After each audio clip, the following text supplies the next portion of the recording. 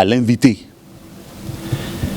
à faire en sorte que les Guinéens que nous sommes soyons autour de la table pour discuter de l'avenir de la Guinée.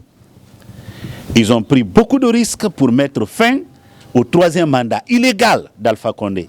Nous leur avons tiré le chapeau pour cela. Mais beaucoup de choses contre lesquelles ils se sont levés sont aujourd'hui là. La corruption est là. Les détournements sont là. Etc., etc. Les Guinéens sont encore en train de payer dans les prisons pour leurs opinions. Ça, c'est des choses contre lesquelles on s'était levé contre Alpha. C'est pourquoi je dis qu'il faut que nous arrêtions de faire ce qu'on a déjà fait qui a échoué. Vous comprenez? Albert Einstein a dit que c'est la folie que de faire la même chose tout le temps et s'attendre à un résultat différent. L'année dernière, en décembre 2023, le président nous a dit « Nous allons avoir le référendum en 2024 ». Dans le discours, comme il l'a fait en 2024. On n'a pas vu, on n'a même pas eu le projet. On est encore à l'avant-projet de constitution. Cette fois-ci, pour que le président soit pris au sérieux par les Guinéens, il faut que l'on soit autour de la table, tous les acteurs. Si nous devons nous faire aider, parce qu'encore une fois, au début de cette période transitoire, j'ai personnellement communiqué pour dire les Guinéens, nous sommes matures, nous pouvons nous asseoir entre nous, discuter de l'avenir de la Guinée. Mais l'orgueil est en train de dominer au niveau des uns et des autres. C'est pourquoi je me rends compte que ceux qui disent qu'on a besoin de l'aide extérieure, ils ont raison. Ils ont raison. Commençons par nous comporter comme des grandes personnes, mûres, qui sont conscients de la nécessité de construire la paix dans notre pays. On peut s'asseoir et parler, et dire qu'est-ce que nous voulons pour nous. Mais les uns et les autres font comme si la Guinée est une propriété privée. La Guinée n'est pas une propriété privée, c'est un pays. Ce n'est pas une parcelle de terre que le père de quelqu'un a acheté, il a laissé le titre foncier à son fils. C'est une république. Et dans une république, les choses doivent se faire comme dans une république. Alors, ce que je veux et que j'invite le président à faire, si on ne veut pas encore déplorer des morts dans les rues, qu'il appelle un dialogue, qu'il appelle tous les acteurs à un dialogue. On vient, on s'entend, et on met un gouvernement d'union nationale de mission en place qui va nous permettre d'aller en beauté vers la fin de cette période transitoire. Mais le discours, nous l'avons écouté, nous le respectons pour tout ce qu'il a dit, mais il l'avait déjà dit par le passé, ça ne s'est pas réalisé. Les gens sont trop attachés à cette affaire d'être ministre. Moi, je n'ai pas besoin d'être ministre pour contribuer au développement de mon pays. Ce que je fais tous les jours, depuis que je suis sur l'échiquier politique, je le valorise plus que certains ministres qui n'ont passé le temps qu'à voler. Comprenez?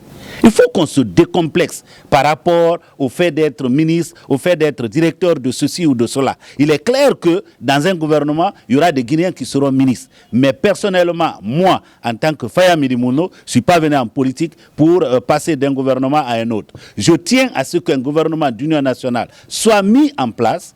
Quand ce sera possible, le bloc libéral, si on nous demande de proposer quelqu'un, de façon démocratique, le bloc libéral proposera l'un des meilleurs parmi nous pour être au gouvernement. Mais ce n'est pas à dire que parce que je suis leader d'un parti politique, je suis le mieux indiqué pour être membre du gouvernement. Non, non, non. Ça, on passe à côté. Okay. Lorsque, à mon adresse à la nation, j'ai fait une petite digression devant vous ici, j'ai dit, permettez-moi d'envoyer un message à mon frère, au général Mamadi Doumbouya, qu'il mette en liberté tous ceux qui sont dans nos prisons pour leurs opinions. C'est ce qu'on appelle les prisonniers politiques. Un prisonnier politique, c'est celui qui, parce qu'il a exprimé un point de vue qui est différent de celui du pouvoir en place, on le fout en prison, il devient un prisonnier politique. Si aujourd'hui on venait à condamner un Aliouba, on ne peut pas l'appeler un prisonnier de droit commun. C'est un prisonnier politique. Je dis, sortez-les de nos prisons. Leur place n'est pas dans les prisons. met autour de la table pour discuter de la Guinée. Chacun de nous est préoccupé par la situation dans laquelle le pays vit. Est-ce qu'on ne se rend pas compte qu'il y a au moins plus de 50% des Guinéens qui ne trouvent pas à manger quotidiennement?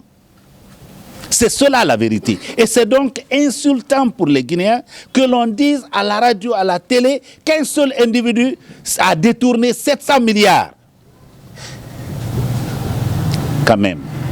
Il faut que, pour des questions de ce genre, qu'on se retrouve autour de la table, qu'on en discute. C'est pourquoi le président non seulement doit envoyer un message clair, parce que c'est lui qui peut encore remettre cette période transitoire sur les rails pour que ça se termine en beauté. Les gens qui viennent de dire dans les oreilles, non, vous êtes le plus beau, le plus intelligent, vous devez rester là, sinon ce sera les mécréants qui vont arriver au pouvoir. S'il écoute ça, eh bien, il aura fait ce que Alpha Condé a fait. Alpha a eu 2 mandats, il les a terminés. Les gens ont commencé à lui dire, vous êtes le plus intelligent, le plus beau, le plus ceci, le plus cela. Si vous ne restez pas à la tête de la Guinée sera dans les mains des mécréants. Aujourd'hui, on sait où se trouve Alpha. Non, il ne faut pas qu'on continue à reproduire les mêmes erreurs. C'est-à-dire par rapport à tous nos grands frères, parce qu'en politique, nous ne sommes pas aujourd'hui la génération la plus vieille parmi les politiques. Même quand on avait été au cadre de dialogue, en fait, le plus grand mal qu'on nous a fait, nous, qui avons cru au CNRD, c'est d'avoir eu confiance au CNRD et d'avoir accepté de répondre, d'être autour de la table. Les autres ont dit, non, non, non, si vous allez, on va vous tromper. À l'époque, j'ai adressé des messages au Premier ministre Sidia, au Premier ministre Cellou Dalein, à tous ceux qui avaient, à l'époque, pris position pour dire nous ne serons pas autour de la table. J'ai dit venons autour de la table. Parce que, qu'on le veuille ou non, si aujourd'hui il y a un dialogue dans ce pays, un parti comme le RPG n'est pas autour de la table, un parti comme l'UFDG n'est pas autour de la table, un parti comme le Bloc libéral n'est pas autour de la table, un parti comme l'UFR n'est pas autour de la table, ce n'est pas tous les Guinéens qui sont autour de la table, il faut qu'on se dise la vérité. Donc, il y a nécessité de travailler, et c'est pour cette raison que j'attendais du président, dans son adresse à la nation, qu'il martèle là-dessus. J'invite mes frères et sœurs guinéens à être autour de la table pour parler de tous les sujets. Il n'y a pas un sujet qui fâche. En arriver à un calendrier précis. Et on met en place un gouvernement d'union nationale de mission qui va suivre à la lettre ce calendrier pour nous permettre de sortir de cette période transitoire. Ce qu'il a dit, c'est ce qu'il avait dit en 2013. En 2013, il nous avait dit le recensement, le référendum aura lieu en 2023. Il a dit en 2023, le référendum se fera en 2024. Eh bien, 2024 est derrière nous. Qu'ils promettent encore aujourd'hui qu'il y aura élection et il y aura référendum, qu'est-ce qu'on peut croire? Ce qu'il a dit en 2023 ou ce qu'il vient de dire en 2024? Non. Au début de cette période transitoire, j'ai personnellement communiqué pour dire les Guinéens, nous sommes matures, nous pouvons nous asseoir entre nous, discuter de l'avenir de la Guinée. Mais l'orgueil est en train de dominer au niveau des uns et des autres. C'est pourquoi je me rends compte que ceux qui disent qu'on a besoin de l'aide extérieure, ils ont raison.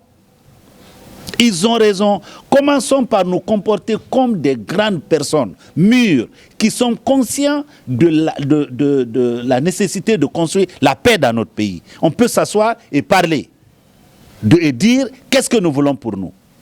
Mais les uns et les autres font comme si la Guinée est une propriété privée. La Guinée n'est pas une propriété privée, c'est un pays. Ce n'est pas une parcelle de terre que le père de quelqu'un a acheté, il a laissé le titre foncier à son fils. C'est une république. Et dans une république, les choses doivent se faire comme dans une république.